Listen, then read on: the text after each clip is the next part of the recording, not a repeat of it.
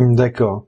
Et donc, quelle est l'erreur fatale du débutant type et comment l'éviter?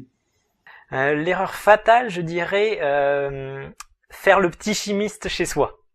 Donc ça veut dire, pour faire une image, D'accord. c'est prendre les huiles essentielles et dire tiens, celle-là, elle est, par exemple, parlons de l'eucalyptus, elle est bien pour traiter, pour déboucher le nez, on va déboucher le nez avec. Mais ne pas faire attention ni au dosage, ni à l'utilisation exacte. Comme j'ai dit, il en existe 2 qui vont être plus ou moins efficaces. Voilà, faire le petit chimiste, faire les mélanges chez soi, ne pas se préoccuper, est-ce qu'on va diluer l'huile essentielle, est-ce qu'elle va faire entraîner des brûlures d'estomac, est-ce que je peux l'avaler pure, c'est ça c'est l'erreur, je pense, classique pour beaucoup de monde, ou alors ils ne font rien parce que justement il leur manque ces éléments. Et pour la traiter, enfin, on va pas dire traiter une erreur, mais pour remédier à cette erreur, c'est renseignez-vous auprès de professionnels. Voilà, aromathérapeutes, pharmaciens, même certains médecins sont de plus en plus portés sur les médecines naturelles. Donc voilà, se renseigner avant d'utiliser tout et n'importe quoi et à n'importe quel dosage. C'est surtout ça le plus important. D'accord. Donc ça, c'est le meilleur conseil que vous pourriez donner à quelqu'un qui voudrait commencer à se soigner par les huiles essentielles? Alors oui, c'est un conseil, surtout un avertissement. Après, pour un conseil un conseil classique, c'est de commencer petit, peut-être avec 1-2 huiles essentielles qui vont avoir plusieurs utilisations. Je pense notamment, voilà, j'ai parlé de la menthe poivrée, il y a le ravensara, les huiles, le citron qui va être bien, qui va être utilisé pour de nombreuses utilisations.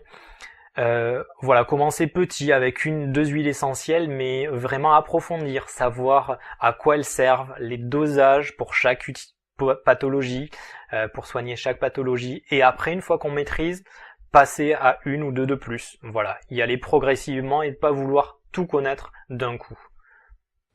D'accord, bien, merci Philippe pour ces précisions. Alors, passons maintenant à la pratique.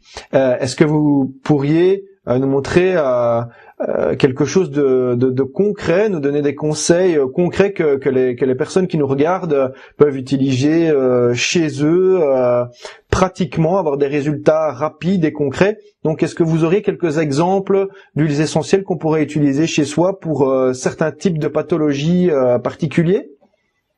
Oui, alors déjà j'ai envie de faire un petit test sur les personnes qui nous regardent. Si elles possèdent de l'huile essentielle de menthe, menthe poivrée ou d'eucalyptus, peu importe l'eucalyptus, déjà faire un test, mettre quelques gouttes, 1 ou 2 gouttes sous la plante des pieds. Et on va constater une efficacité. Au bout de 15 minutes, on va avoir le goût mentholé ou d'eucalyptus dans la laine. Donc ça montre vraiment la très grosse efficacité. Waouh!